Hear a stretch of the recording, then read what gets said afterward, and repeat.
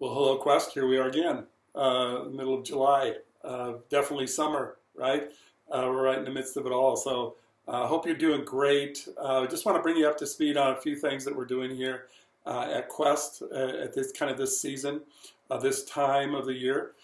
So we're about to wrap up this week this recent series of sermons that we've called Kingdom Conflict, chapters 21 and 22 of Matthew. This covers a section or a portion of the last week of the life of Christ. After his triumphal entry into Jerusalem and before his crucifixion, he really addresses some amazing things in some amazing ways. But in this section, these two chapters, it's highlighted this conflict that has been developing, this conflict that's been building. And at the end of this, it's going to be both the religious world and the secular world is going to turn against him in a profound way. But not only that, maybe the most heartbreaking part is even those who were his closest friends, his followers, his disciples, they all abandon him. And so Jesus is left by himself.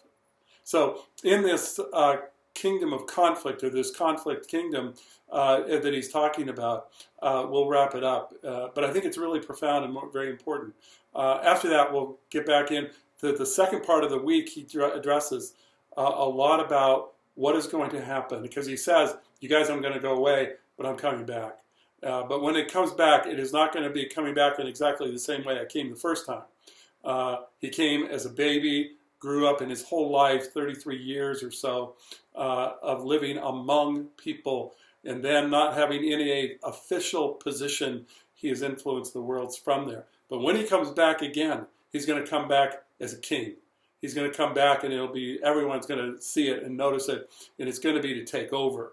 And so he'll come back in a very different way. And what will be the events in world history that will lead up to that, and what will that look like? We'll be talking about that later this fall. So come back for that. But I just want to highlight, too, a couple things. One is our upcoming membership classes on Sunday, the 30th of July, and then on Wednesday evening, the 2nd of August. We'll do it on Zoom. We'd prefer probably you come in person on the 30th of July. That'd be better. But we'll do it on Zoom if that works for you on Wednesday the 2nd. But a membership class, it's a little bit old-fashioned in a way. Churches don't do membership the way they used to, but we still feel like there's a value to it for sure. To say, hey, I want to be a member. It's not like becoming a member of the local country club where you pay your dues, come when and if you ever want to, but make sure you pay your dues. That's not our concern. The issue of membership is saying, I want to purposefully and in a pointed way identify myself with this body of believers, this body of Christians, the body of Christ. I am going to, with real thoughtfulness, enter into that relationship. And it says that we want to be the body. So the body is accountable to each other, right? So the elbow is accountable to the shoulder is accountable to the elbow. They all work together, right? And even when you hurt your back, everything else in your whole body hurts, right? Because the body is what the church is supposed to be all about and what it's supposed to reflect. And so when you become a member, you say, hey, I understand who you are. I understand where you stand as a church, what you're all about. I understand you're not perfect.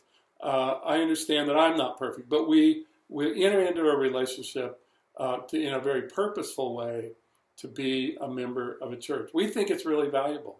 It's really personal. Unfortunately, we live in a culture where people kind of hop from church to church, and when something goes wrong, they don't really work it out. They just kind of abandon it and go somewhere else. And then my experience is that most times that happens again in another place, and then another place. And so rather than saying, you know what, I'm going to join this imperfect group of people to work this out together and to be a member here where I'm connected and accountable and encouraging and investing myself and all of my time and my talents and even my treasures. I'm going to invest in the kingdom of Christ that he is unfolding, and it's expressed most uniquely in a local church. So I want to encourage you to maybe do that. Now, for some of you, you're new to Quest. You're not maybe saying, I'm not maybe quite ready for a membership class, but we have a newcomers lunch coming. I think it's on the 13th, if I remember correctly, Sunday the 13th. A newcomers lunch after church. And it's just a place to come, meet some people, ask any questions that you want to ask. We don't give a huge presentation about Quest, but we will answer any questions. And we just want you to know, hey, you're welcome here. We love having you here. We want to be in relationship. We want to know who you are. We want you to know who we are. So be looking forward to that. And then at the end of August, we'll be doing the food truck again after the first week of school, where we invite the entire community to kind of celebrate that they finished the first week. And let's come and have a food truck out in the parking lot. So we want to encourage you to be a part of that. Come and have dinner here. It'll be a really fun time. We have some baptisms coming up on the 30th also of July.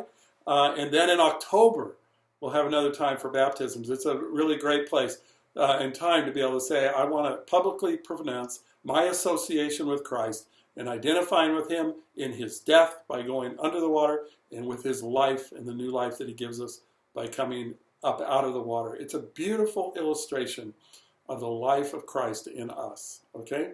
So, a lot of stuff coming. Love you guys. Be well. Live well. Be courageous. Love each other. Okay? All right. See you soon.